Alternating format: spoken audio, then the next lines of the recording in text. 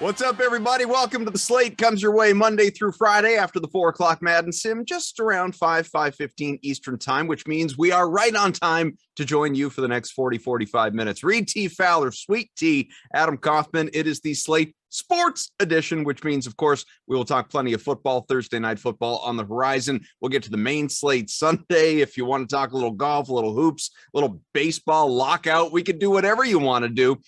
Reid, if I may, and it's good to see you, by the way, can I pick up here with the start of the show before we even get to Thursday night football with something that we were texting about the other day? Can I do that? Is that street legal?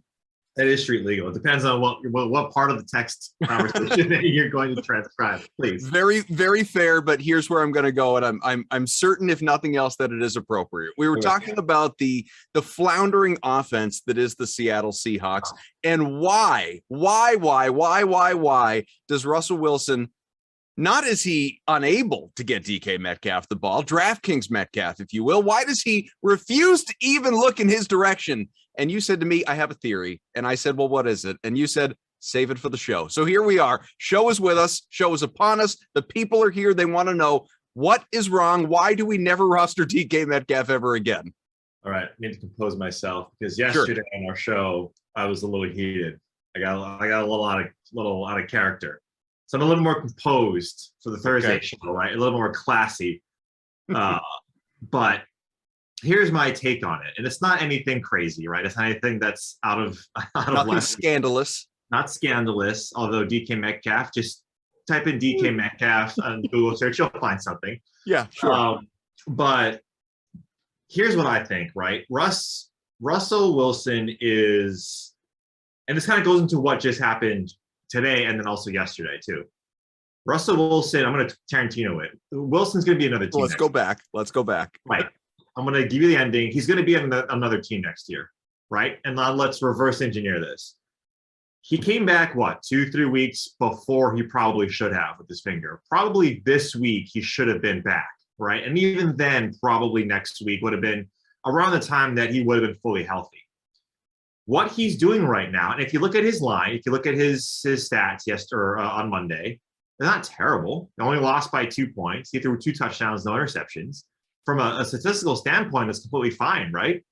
The guy is lauded as one of the most accurate passers, and he is, especially deep. He refuses to throw in double coverage. He refuses to even look towards double coverage. And while that's not a bad strategy, that's not going to win you games, because when you only have two players that could actually change the game other than yourself on offense, you're going to have to start taking some chances and throw your receiver open, or know that the DeAndre Hopkins of the world, the Devontae Adams, well, those guys are, I think, a tier above DK, and that's not disputed at all. There's a reason how there's a way and a methodology of how they got there, right? Is that their quarterbacks trusted that when they're covered, they're still open. DK Metcalf, by all accounts, is open when he's still covered, because that guy is 6'4", 225 with 2% body fat. I don't care if you think the guy is only fast and strong. And that was one of the issues that I had on Twitter when I was getting to these conversations with some friendly people, is that it doesn't matter if he's fast and strong, and that shouldn't be held against him. He's fast and strong for a reason, right? Is that he's the most dominant wide receiver currently from a physical standpoint that we have. The fact that Russell Wilson comes out and says, I looked his way and he was double covered and he's bracketed, we called plays. No, you didn't. No, you didn't. You and I watched every single offensive snap in that game, and Russell Wilson did not look his way other than the 4 times, 2 of which the ball was 20 feet above his head, right? Like there wasn't a single target that was worth anything in that game for your most dominant player. So the reason why he's not throwing to him, because more interceptions, right? Worse stats, not going to throw into double coverage. And I don't want to win these games, because if I win these games, Seattle's probably not going to trade me. If I lose these games, right, Seattle's either going to say, you're out, Russ, or Pete Carroll, you're out. Pete Carroll runs the team. So I would say that Pete Carroll's chances of staying are a lot better than Russell Wilson's. He's out. He is out of Seattle right now. He doesn't care. And look, this is the last thing I'll say. Mm-hmm. Adrian Peterson gets signed. Why? That's not even that doesn't even make any sense. It's not going to help him win games at all. Start Travis Homer, Start other guys that are on that team that actually are younger, that have a DJ Dallas, that have much better chance of you winning the game. And lastly, when you take a look at this team from a totality standpoint, right? Like, I just don't see, like, Russell will, like, Pete Carroll said he needs more reps than rest. And Russell Wilson is saying, no, I need more rest. The last thing Russell Wilson needs is reps, because the more reps he has, the more chance of re-aggravation. The guy is not, he'll have 20 to 24 attempts for the rest, per game for the rest of the season, and they'll maybe win 1 or 2 more games. But that's it. This is a 4-win team at best. So we're going to go through all this Russell Wilson movement offseason talk again, except this time you actually believe he's going to move. Oh, yeah. Because, and look, the Seahawks, they should have got, when there were trade offers for Russell Wilson last year, they should have taken it. Look what's happening now, right? Look what's happening with all of these older quarterbacks. They're breaking down, right? Like, take a bounty for the quarterback that you should have gotten, right? And even the younger guys too, like a Trevor Lawrence. You could argue and say, what if Jacksonville got a bounty for Trevor Lawrence, right? And waited a couple of years to rebuild. Seattle is not going to win games with Russell Wilson in the playoffs. They're just not. They're not. He's not what he used to be. And this offensive line is not going to the playoffs anyway. Well, that's what I mean, though, right? It's like, what is Russell Wilson going to do for you more than what the Legion of Boom did, more than what Max Unger? Remember, too, right? This is way back when Max Unger was traded. Their center, their Pro Bowl All-Pro center, was traded for Jimmy Graham to the Saints. That move alone was Russell Wilson's, doing, because he wanted Jimmy Graham, right? Like, he wanted more money. He wanted to get those guys out, or they had to break up the Legion of Boom. Fine, whatever. The thing is, they're not going to win games with how Russell Wilson is playing. Giving Gerald Everett 9 targets for 46 yards, whatever it was, it's not going to win you games. If you can't put up more than 15 points against one of the worst defenses in the NFL, then you really have no chance. And Seattle fans, you can throw to Gerald Everett all you want. The guy lost his job to Tyler Higbee. Tyler Higbee is not a great tight end. He's not doing well at all this season. With one of the best offensive minds and offenses in the NFL. So, like, this reeks of Russell Wilson being like, you know what? I'm just going to kind of sail it in. I'm going to do what I do. I'm going to work on my body. I'm going to do all these videos to show you how strong I am, that I come back, and all this pride stuff. It's all BS. The guy wants to get another team, and it's perfectly fine. Just don't come out there and be like, I'm not going to get these guys the ball, because, Seattle deserves better than that. They've been behind your back, Russ, for I don't know how long. Well, listen to this professional broadcasting connecting of the dots. We remember back last season when Russell Wilson was reportedly on the trade block. Teams that he was interested in going to were, as I recall, the Raiders, the Bears, and of course the Saints, the New Orleans Saints, who play tonight, Thursday night football action to kick off the next week against the Dallas Cowboys. They are home. And this game, if ever there were a poster child for Thursday night football, it is tonight, Reid, because you have on the Dallas side no head coach Mike McCarthy. So Dan Quinn comes down from the booth, the defensive coordinator and former Falcons head coach, who will be leading this team, obviously, on the sidelines. You are going to have Dak Prescott under center. But beyond that, what will we get out of Amari Cooper, who hasn't played in a couple of games as a result of, obviously, a COVID situation? CeeDee Lamb, who is returning to the lineup off of a concussion. Michael Gallup, still a factor. Cedric Wilson, who went for 100-plus yards last week, is not going to play. He has already been ruled out. You have Ezekiel Elliott, who, at one point in time, because remember, both these teams actually haven't played since Thanksgiving. So they've had plenty of time off. It's been a weird week, but they've had the week off.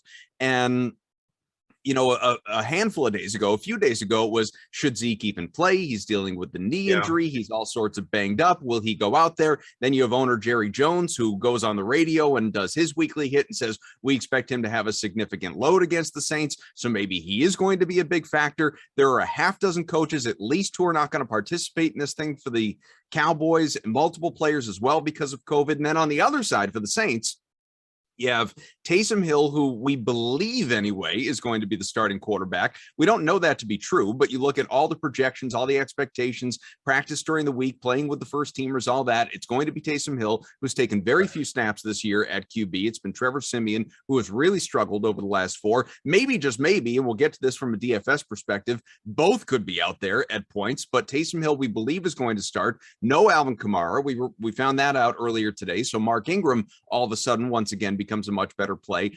Just a dart throw of a guessing game when it comes to which wideout, if any, are going to stand out on the Saints side, with, again, Hill at QB, who is, not the guy you want throwing the ball, especially when, someone like Michael Thomas isn't available. So this is a game that is just, it's a head scratcher. It's curious. It's hard to know which way this thing is going to go, Reid.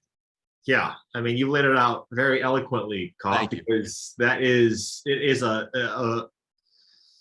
if there is, like, it's a question mark, right? Like in Super Mario, like this is you're not getting 1-ups, you're not getting the fire, you're not getting extra life, you're not getting coins, you're getting nothing. It's one of those blocks that you hit and like nothing comes of it, right? Like because you're right. There's no clear, and maybe that's the variance, right? Maybe that's the variance that we actually want on Thursday, that there's no concentration of anything anywhere, right? There's no glaring, okay, here's, the Saints are so good against the run, so you got to pass against them like a Tampa Bay defense, right? That they're not a pass funnel defense, right? We've seen the running backs in Philadelphia, even Buffalo, and some of these other teams have done well, against the Saints, right? We saw Matt Breida get a touchdown, 20+ yards. We've seen Jalen Hurts and those, trio of running backs or duo of running backs, in Philadelphia do along with Jalen Hurts, right? So the Saints aren't necessarily the staunch run defense that we saw earlier in the year. Having said that, that's where you can really lean into on the DFS side, which we'll get into a little bit, but lean into Dallas. Like, I like this a lot better. Earlier in the week was at 4.5, right? And now because Kamara's out, it's gone up to 6.5, right? It's drifted all the way up to 6.5. That's probably where it's going to sit right at kickoff. We might get a 6, but the Cowboys are such a publicly bet team that I don't think this is going to go any lower. But like, I just don't see it with the Saints. Like I'm trying to figure out a way of how maybe the Saints can win. We've seen the Raiders, stretch that defense with a speedster like Deshaun Jackson, but Deontay Harris isn't that type of player. And like, this is not weird to say, but Taysom Hill is not the quarterback that Derek Carr is, right? Like, he doesn't have the progressional maturity that regular quarterbacks have. He looks at his first read, potentially a second, and if he doesn't like it, guy sets off and he runs, which is why we like him for fantasy. So I think the Cowboys right now at -6.5, I still think that's fine. I still will probably get it all the way up to 6.5. Once it gets to 7, if it ever gets there, I wouldn't touch it. But I really don't see how the Cowboys can lose this game. So if you want to feel really good about it, just take -275 on the money line. Like the Saints, maybe at home getting like near a touchdown, you want to lean on that. I just don't see it though, Koff. Like, I don't see where they have an advantage over the Cowboys, because now too, you have DeMarcus Lawrence coming back, who's going to play opposite of Micah Parsons. And then when you have DeMarcus Lawrence and Micah Parsons, it's just like, and Trev Diggs in the secondary against Taysom Hill, who hasn't taken a full starting load of quarterback. I don't see where the Saints can move the ball. And again, it's Thursday, right? Like, I lean towards the Cowboys on this, but I'm probably staying away from a standpoint at 6.5. Would love to get it at 4.5. Hopefully you guys did earlier in the week. Well, so like you said, Lawrence coming back, of course, an elite pass rusher, hasn't played since the opener, and then he got hurt. And so he's finally back at practice and available to play in this game. And we're talking about a Pro Bowler, a guy that led the team in sacks last year. We know what he's capable of. And now, like you said, obviously we know Hill can scramble. We'll see what his ability is to get out of the pocket when a guy like Lawrence on one side. And as you said, you have Parsons on the other side, and both of them converging, trying to chase you down. I think from a DK Sportsbook's standpoint, you obviously, focusing in on whether it was the money line or what the spread is in this game. And I agree with you. I mean, I would have felt better at a lower number 2, 6.5. I'm still comfortable with. Remember, the Saints team is not good. They've lost 4 in a row. Mm-hmm. I think a lot of people can look at the Cowboys and especially look at not having McCarthy on the sidelines and say, I don't know how to feel. Road game too. I still think Dallas is going to win this one. I think it's I get it. 6.5 is not a number I'm super comfortable with. I'm comfortable enough, but it's not, bet the house or something like that. What's more interesting to me though is actually the total. The total on the DK Sportsbook right now is 46. It was last time I looked down at my screen while you were talking, it was 46.5. It has now moved to 46 as I just glanced down. So we're still getting movement here a couple hours out from game time, obviously. And it actually kind of feeds into my point a little bit. If this line, I'm curious what you think, if this line were, let's say, 43-44, I'm having a much tougher time with it. At 46, I believe it's going under. And if it keeps, trickling down a little bit, I will have a tougher time with it. But right now, if I'm placing a bet, I place the under and I feel pretty good about it. I don't think this is a game that's getting up there in points on either side. Yeah. Like maybe some short fields, right? Like maybe Taysom Hill is going to, turn the ball over in a short field and Dak and these guys can score fairly quickly, because when you have Taysom Hill and he runs, right, you're lessening the amount of time that you can have these drives. And if the Saints are going to win, Koff, to your point, they got to minimize the amount of time that Dallas's offense is on the field, right? Long drives, long 18-play drives, and get 7 points out of it. Run the ball with Mark Ingram, run the ball with Taysom Hill, throw like a 5-yard curl to Traquan Smith. Maybe you see Nick Bennett, get work in this game. Like that's the only way in my mind that the Saints can win at home, right? Is that. But now Dallas on turf, which is what they play on, and you have CeeDee Lamb, Amari Cooper's, and even though it's going to be on a snap count, you got Tony Pollard and Ezekiel Elliott, and on top of that, the Saints, they're down their two offensive linemen in Ramczyk and Armstead. Those guys are out as well, along with Alvin Kamara. So when you have that, along with what Dallas is getting back on defense, you start to think, right? Like Dallas could, put up 24, 28 points, and the Saints are going to have to pass the ball. You could see a defensive touchdown. That's the only reason why this number at 46 kind of scares me, is that Dallas could easily put up 30, right? They could put up 30, and I would be like, oh, that's out of the question. The Saints, on the other hand, like, how are they going to score? Like, that's the one that, like, maybe they come out early and they score. Like, I think Nick Bennett first touchdown is interesting because all that guy does is catch touchdowns in the red zone.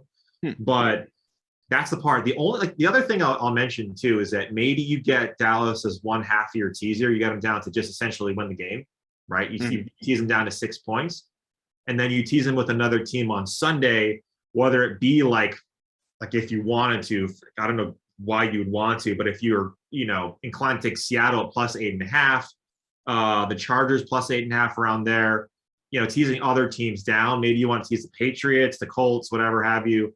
I'd probably stay away from teasing the Patriots, but the Colts, right? Like that's another team that I'd want to tease down as well, just in case, right? Like I feel confident in that, but taking this on face value, the spread, and even the over under, like crazy things have happened on Thursday night. It's just hard to gauge what is exactly going to happen in this game because there's no real clear cut. By your explanation, there's a lot of question marks coming into this game. Yeah, you just said it, when you said 24-28 for Dallas, like would 30 be a shock? It wouldn't be, obviously, as you outlined, but to me, it just feels like kind of a 24-17 game. Dallas covers, hits the under. That's just the kind of game that I'm expecting tonight. Would I be shocked if Dallas puts up 30 and New Orleans squeaks its way to 20 and all of a sudden it goes the other way? No, but just in terms of the whole, we say it every week, like telling yourself a story and all that. I know you like to preach that. That's the story I'm telling myself. It is a lower scoring game where Dallas wins it in New Orleans. That's the kind of game I'm expecting. What about in terms of props as you've started to glance at this stuff? Any props on the DK Sportsbook that you like tonight? Well, like I'm just looking at in general, if you look at props throughout the entire year, just actually going prop win percentage by week. This is on PFF. Week 10, 63% of unders on props hit. That is by far the highest number of any week that we've seen. Last week, 57.5 unders have hit. By a large margin, Koff, the unders are hitting on these props. And think about it, right? From a psychological standpoint, we always think, especially because we all play fantasy football, that we want these guys to go over, right? The market inflates those numbers because whatever have you, game script variance. all the things that are included in that. And then we don't necessarily see those overs, right? But if you break it down by a specific prop, and I've always preached this on our shows and even on Wednesday as well, is that the rushing receiving is probably the highest, right, in terms of prop bet. So the rushing and receiving combined. And I think Tony Pollard, I forget what his number is at. I think his is very enticing. His receiving combined. Yeah, his combined. Pollard's 65.5. Yeah, because he's getting 40 to 50% of the snaps. Zeke's getting the money touches like in the red zone, right? He's getting targeted, but we also know that from a yardage standpoint, Tony Pollard is one of the guys that can break off a big one. So I really like that from a props perspective. But the other one too, Kauf, that's hitting a lot is interceptions. Passing interceptions. Trayvon Diggs, baby. That's exactly where I was going. 51.5% of props of passing interceptions have hit the over in between weeks 1 through 12. Right. So you take a look at that. Guess who the quarterback is who's going to have 30 plus attempts potentially? A guy is going to key in on one. You don't think Dan Quinn knows exactly playing the Saints, right? Knowing who Taysom Hill is, right? Like you don't think he knows how to get this guy. I see that an interception, and I don't know what that number is right now for Taysom Hill. It's probably just to throw an interception. Like that would be one that I'd be probably under QB props. Yep. That would be one I'd be very interested in because it might not even half. Yeah, minus 140, fine. I'll take that because I just don't see him not throwing an interception or at least fumbling the ball. So just going back to wide receiver and running back props and all of that, Mark Ingram, reminder, Alvin Kamara not playing in this one. Mark Ingram, since being acquired by the Saints. So, and remember, Kamara's missed the last 3 games as well. Ingram without Kamara last week in an 11-point loss to the Eagles. So you had, let's see, a combined 103 yards. The week before that, a combined 107. The week before that, it was just 64. But the last 2 obviously have been higher numbers. I know that the Cowboys defense has certainly they're takeaway heavy, and so they rack up fantasy points that way, but they have a pretty strong line. Lawrence coming back, all of that stuff. That being said, we were just looking at it on the DK Sportsbook, 79.5 is the combined rushing and receiving line for Mark Ingram tonight without Kamara. That's an over to me. Yeah, exactly right. Like, I mean, Ty Montgomery is getting more involved in the passing game. Tony Jones Jr. probably get some usage, but Tony Jones Jr. was active. He was the guy, right? Yeah, when Ingram and Kamara were out on Thanksgiving, he didn't do anything. Yeah, again, like game script, fine, but he didn't do much at all. So, like, could Ty Montgomery kind of eat into that? Maybe, but you're talking about a guy who who else do they have, right? It's him, it's Taysom Hill, it's Traquan Swift, Marquez Callaway. These are guys that don't scare you at all. Right. So Mark Ingram is probably going to get you 80% of the touches in the backfield, if not, or opportunities in the backfield, if not more. So yeah, I really like that call. Anyone else jump out at you in terms of, let's see, so we're both looking at it, receiving yards in particular, especially on the Cowboys side, when you consider, again, Cooper's coming back. It's just 46.5. That being said, we expect limited snaps. That's probably a number that I wouldn't want to go near. Lamb coming back at 64.5. Schultz, honestly, I like this one a lot. 41.5 for Dalton Schultz, who, the ultimately the numbers aren't always there at the end of the game, but I'll tell you what is more often than not the targets. Dak Prescott looks in his direction regularly.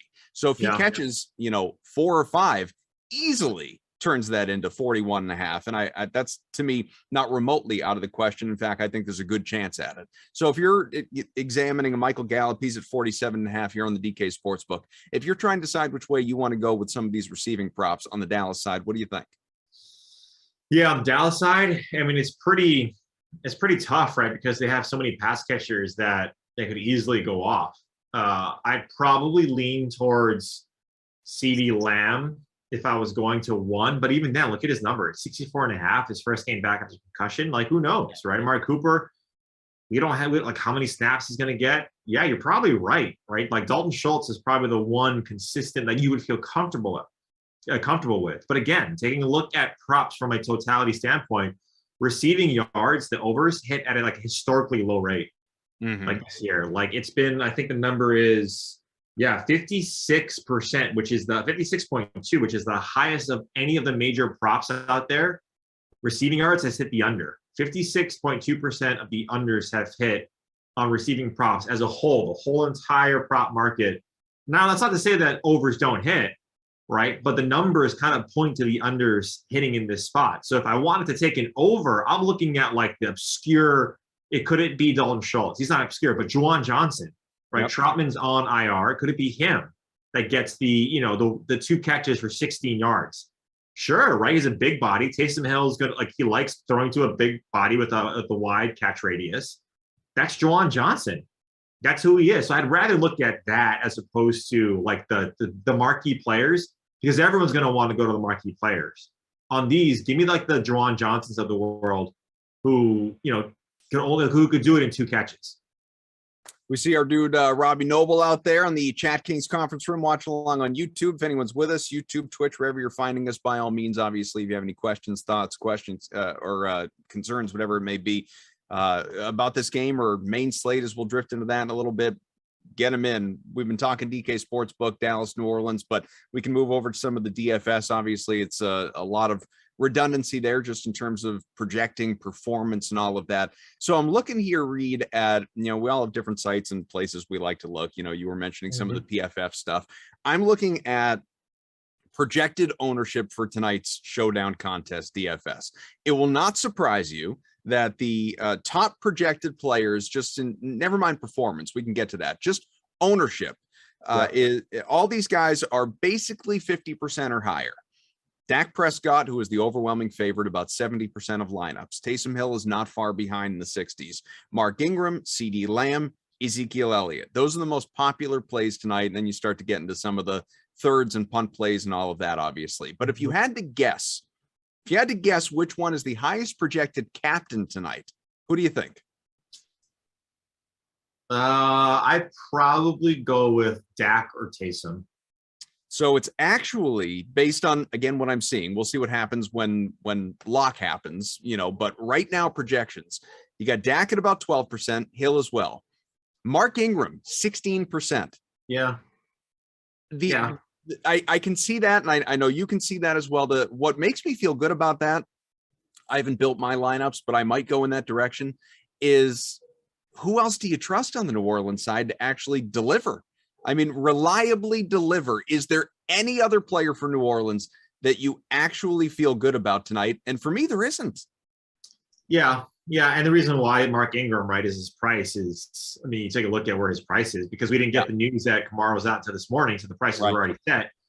Like, I think you lose the leverage of captaining Mark Ingram now, like, because he's going to, like you mentioned, be close to 60 to 20%, which is why I think Taysom Hill is the only other viable option on the Saints if you want to captain him, because he's going to allow you to get, you can get more points more ways with him, right? You can get the passing touchdowns, get the rushing yards, get the passing yards, you get all of them, and you can only get rushing and receiving and touchdowns from Mark Ingram, right? Ingram is going to be wildly owned, right? Because look at his price tag. It's $5,000. Yeah. Right. So that's like his captain is what, 7,500. So it's of course it makes a lot of sense. I just even if 7,500, that means he's got to score 21 points to hit value. Right. And you're getting the point and a half. Yeah, it makes a lot of sense. So it might be a free space. But the only other guy that I would trust on the Saints is Mark Ingram. Or excuse me, it's Taysom Hill. Taysom Hill. Yeah. What about for Dallas in terms of, and I'm just kind of looking at it, like, I don't know, some of those punt plays, some of those guys that you think are going to get you a decent. Michael Gallup at 5,200 obviously is not only is he capable of going off, and there are question marks on both Cooper and Lamb and their returns, but Gallup is someone, he's been getting the target share even with those guys available a couple weeks ago. You would think that 2x at a baseline should happen, hopefully. Some of the cheaper guys, again, wide receivers, a dart throw for New Orleans, so whether it's Deontay Harris at 3,600, What about the Cowboys DST? You mentioned the interceptions and that sort of thing before, obviously. What about the Cowboys DST at 3,300? Yeah, I like it. I mentioned it on the sweat this morning as a value play. I mean, I think that the turnovers are going to be there for them to take. Now, if they get it, if the fumbles that they bounce their way, if the interceptions go their way, then yeah, they can definitely get there. We know how aggressive they can be. We know how aggressive Dan Quinn is, and I don't think that if you're looking at if you're looking at Ezekiel Elliott or Tony Pollard as your captain, then the correlation with the Cowboys DST is definitely there. Right? Like it's a matter of time until a guy like Taysom Hill gets a little bit, antsy, and then he potentially coughs it up. So I definitely like it. I don't know if I'd captain the Cowboys DST. Right? Like, you look at their numbers. Feel good when kickoff happens, though. Yeah, exactly. Like 43-3, like that's what you want, right? Like I can definitely see 2 to 3 sacks. I can definitely see a defensive touchdown from the guy like Trev Diggs late in the game. Mm-hmm. It's just like, that's what you need if you want to captain them. I don't necessarily think that's going to happen, but I do like them a lot to score potentially in the teams. I think the Cowboys DST is definitely something that you have to consider. Yeah, obviously during their little rut right here, you can see it on your screen. The fantasy performance hasn't quite been there, other than obviously in that lopsided game against Atlanta, winning by 40 points, 23 fantasy points in that one. But other than that, 5-8, 3-2 sandwiched around it. It's really been that first half or first half dozen games of the season is where that was just a reliably good fantasy contributor. Yeah. But again, the salary was higher at that point in time. So to your point, especially here in a single game contest, it coming in at $3,300. I mean, to me, it's not only a smart, value play, it's a very logical one. And I would say, especially with the Saints made up as they are right now, a borderline trustworthy one to the extent that you feel like you can never go into a game trusting a DST. I don't know. What about, are there any other value guys? And Deontay Harris is probably the closest one to it. Any other value guys that you actually feel good about as a punt play tonight? I think Tre'Quan Smith is definitely someone you have to consider if you're looking for punt plays. What we know of Taysom Hill is that he cones in on his first look, and that first look might be Tre'Quan Smith, right? He's been there the longest in terms of the starting lineup, right? Like he's been in and out because of injuries, but I'm sure he's one that the coaching staff probably trusts to take over number one. Marquez Callaway is not a number one. He's not.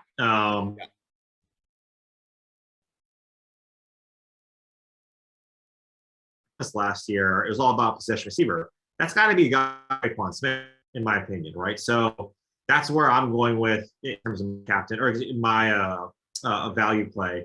And when you take a look too at the Cowboys, Pierce mentioned someone on the sweat. His name is Simi Fehoko. He is $300. I was going to say he's not expensive. No, and I think he was only going to be someone that if Amari Cooper was out, he's on the Cowboys, right? Yeah, Simi Fehoko. Yeah, $200 minimum. He's got like 4 snaps all year. Doesn't have a single target. Doesn't have a single target. He's someone that's interesting. So like, look, if Cooper is going to be like limited, you might see Simi out there on 4 wide receiver sets. But yeah, like other than Tre'Quan Smith, I'm probably not going anywhere else. Is there, who do you, other than I'm not even including Ingram because he's so cheap, obviously, and I know we were talking about Dak and some of the other guys. Is there who's other, take the quarterbacks out of it, who is the stud that you feel the best about tonight? CeeDee Lamb, probably. He leads the team in air yards, targets, receptions, everything, right? Like he's their number one guy.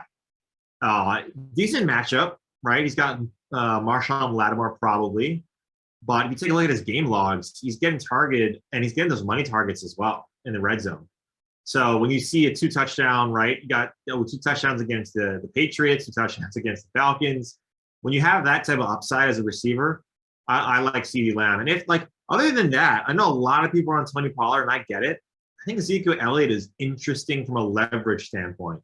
Like, I don't necessarily think he's the stud that he used to be, Like I think there's a hedge of under three receptions on the DK Sportsbook. But I do think that if you want to be different, then captaining Ezekiel Elliott is not bad, right? His receptions prop right now is I think 2.5. 2.5. Yeah. Yeah. You're getting plus 125 on the under. That's not bad value. So like I said, that's a hedge against captaining Zeke. Mm-hmm. Because he's getting the money touches, man. He's getting the red zone carries. He's getting the goal line carries. It's not Tony Pollard. So if Zeke goes out 13 touches, 45 yards and 2 touchdowns, it's pretty good from a guy who's probably going to be less than 10% roster in the captain spot. What do you think we should expect from Zeke tonight? I mean, how cautiously are you approaching this, and maybe how confidently are you approaching somebody like Tony Pollard? Because we have been getting sort of mixed messages out of the Cowboys, or at least the reporting around the Cowboys going into this game from, like I said earlier, should he even play? Should it be load management? To Jones coming out and saying, no, he's going to play, and he's going to play a lot. Yeah, I never trust what Jerry Jones says or what Pete Carroll says about an injury report. He said Chris Carson was day to day. No, I mean, like Chris Carson. Comes Adrian Peterson. Here comes, yeah, exactly. Adrian Peterson looks like he's 21 again. Yeah, right, Pete. But yeah, I'm never going to trust what Jerry Jones or any owner says about his players, because he even if he's the most hands-on owner that there is, I don't care. Jerry Jones is a salesman. He wants guys to watch the game. He wants people to go to the Cowboys, or excuse me, to put their butts in their seats and watch this game. That's what he wants. I'm probably more bullish on Zeke than most people. I think he still gets 70% of the work in this game. But I think it's going to be closer to what we see in Green Bay, Koff, with A.J. Dillon and with Aaron Jones. Maybe not that even of a split, but probably closer to that than what Ezekiel Elliott has been over the last 5 years, which is a workhorse back that does everything. Tony Pollard is too good to keep off the field. Having said that, this guy is also too powerful to keep off the field, especially inside the 20s. So I like Zeke probably more than other people. I'm a little more confident in him as opposed to Tony Pollard. I'm not confident in Pollard. I'd rather take Zeke. Do you expect this game to be handled differently, managed differently? Are we not talking enough, because we really haven't talked about it at all, about the fact that Mike McCarthy's not going to be there, especially when it's Mike McCarthy? And what I mean by that is Mike McCarthy's a lot different than a lot of head coaches around the NFL. I know he's been involved in sort of the prep for this game, for all the virtual video conferences and all that, but he's not going to be there on the sidelines. He's not going to be making some of those brash, ballsy decisions in game that typically he does. He's not going to be on the, they're on a headset on the phone with Dan Quinn saying, no, you got to go for it here, or no, long kick here, or whatever it is. Not a factor. It's Dan Quinn of the Atlanta Falcons that is managing this game, and not Mike McCarthy. How much does that impact what we're going to see out there tonight? I don't think it impacts it much, to be honest. Dan Quinn has been a head coach for a long time. He knows how to manage a game. He's probably more aggressive than Mike McCarthy is. We've seen Mike McCarthy mismanage the clock towards the end of the first half and the end of the game. We know that about Mike McCarthy. And Mike McCarthy is not the smartest. He's not the sharpest tool in the shed. Right. And I'd be more apt then to go on the Dallas side that if they're going to be more aggressive, they're going to be able to put more points up on the board. I really don't think it matters. We saw Cliff Kingsbury be out with COVID, and the Cardinals roll in that game. We've also seen from the Saints too on the other side, right? Week 2, when they didn't have all their coordinators, got handled. Right. So I think it evens each other out, right? Like these head coaches. I'd say if someone like Belichick were out, that'd be massive. You see the line move if Belichick was out. Yeah. Right? Like that's how important he is, especially with the rookie quarterback. But in this case, with Dak Prescott, these veterans, across the board with Cooper, Zeke, Dan Quinn, you got veterans on the defensive side. Like, I don't think it's going to matter that much. Well, neither one of us is on the slate tomorrow. There will be a show, but we will not be here. So because we are here, why don't we take a little look-see ahead to the rest of the weekend? And do you have any favorite DK Sportsbook bets, games that you're targeting, thoughts, whatever it may be, as things stand right now on a late Thursday afternoon? Yeah, I mentioned that teaser. I think that Dallas is now that they're up at 6.5, you're not teasing it through 0. So I don't mind that. What do you think of the Patriots though, Prof? Like against Buffalo, like Yeah, so I probably lines dropped to 2.5, huh? yeah, like I like Buffalo just in general. I think that the other team that I still think is well coached. They have the players. I think they're going through their their little dip like all the good teams do, right? Sans the Patriots, I guess. Well, they really haven't played anybody yet, but like They haven't played anybody yet. well, I mean, look at their last 5 or 6 wins, right? Sure. Like I mean, during the winning streak, it's not been the NFL's top competition, or at least teams that are at full strength. Like you look at what the Titans were last week. So I'm with you there. Yeah, but what I was going to say before you came to your Patriots defense is that they're beating got all riled up. They're beating these teams handily, right? They're beating bad teams like by a lot of points, which is a sign of a good team. Mm-hmm. Now it's at what 3.5, Cough? 2.5. Or excuse me, it got up. Like it was at 3.5 at one point. If it starts to drift up and people start believing more in the Bills, Bill Belichick getting points, man, time and time again, that is a fool's errand to bet against that. I'd probably stay away, but if that number starts to creep back up to 3.5, I'll be very interested in the Patriots, just because of what they're doing. Like I've bet against the Patriots way too much, and I've lost too much money betting against the Patriots. But this will be their first test, right? The next 3 weeks will be a good test. Yeah. Biggest game of the year for them, for sure. Yeah, of their team. The other one is the Colts, right? The Colts are at -7.5, -8.5, wherever they're going to sit against the Texans. Like now it's at 9.5. Yeah. Like that one, I'd probably tease down to like 2.5. I don't necessarily feel that comfortable teasing it down to 2.5, but at least it's through a key number or it's below that 3. That's the other one that I'd probably tease with the Cowboys. But other than that, that's probably it for now on Thursday. I'll probably get a little more comfortable as the week progresses, but that's probably it. The Dolphins too, -4.5. We don't know who the quarterback is, right? It could be neck goat Tom Glennon. No, I'm just kidding, Mike Glennon. But and Dolphins defense is playing well. Yeah, I'm just looking here. We got some decent total spreads. Bucks favored by 11 in Atlanta, and that's in Atlanta. But again, the Falcons are not good. 50.5 in that game, big number. 50.5 for the Chargers and Bengals as well. But that one's that's effectively a pick 'em with the Bengals getting the 3 at home. 49.5 your Raiders against the football team. That's the other game too that I'd probably side with the football team at 2.5. I think the Raiders beating the Cowboys in Dallas, while it was a good win, they don't have Darren Waller. He's most likely going to be out. Right? Yeah. And that defense, like the Raiders defense is strong in a vacuum, right? Look at their stats, especially their pressure rating. They're really good at that, but they have no secondary. They can't cover anybody. And the football team, even though they're coming off a short week, I still think that the better team is getting points right now. Football team is playing well, so that's one I'd be interested in as well. Well, we are told that it's time to go because, of course, you got a full night, not of Madden Sims, but of Thursday Night Football to look ahead to. Remember, there's $1 million contest out there. More specifically, obviously, it is the million to first and tournament champions entry as well. The $2.25 million Thursday Night Millionaire. It is $20 to enter. Looking at it right now, we've already got north of 62,000 entries. Encourage you to jump on in. There's a lighter NBA slate tonight. Didn't even get to the association, but you've got a handful of games there. A lot of good stuff coming up and into the weekend as well. So we hope everybody enjoys it. We hope everybody enjoys their weekend as well. Normally, I'm with you on Friday. I did Tuesday instead. So you'll have Glash here with you, whose birthday it was yesterday. So make sure, as everyone kindly wishes us happy birthday in the chat, you do it for real for one Brendan Glasheen tomorrow. And Reid, I hope you texted him because he made such a big deal out of texting you on your birthday. I did text him. Yeah. Good. I hate it when mom and dad fight. So I'm glad that you clowns, you and Emerson included, and make things like, let me just take 30 seconds here. Yeah, please take all the time you need. That TMZ over here, an extra Emerson Latzia, make things out of something that they're not.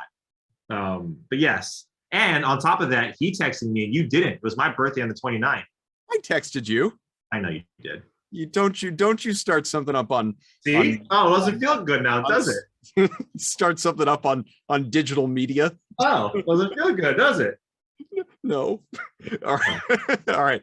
Thanks to producer Daniel or technical director Daniel. He's like a producer too. Eamon, our producer. We appreciate you both being here with us, obviously. And all of you out there watching, we thank you much. Enjoy Thursday night football. Let's just hope it's a compelling game, however it goes, obviously. But hopefully you guys win some money. For Reid T. Fowler, Adam Kaufman, thanks. See you later.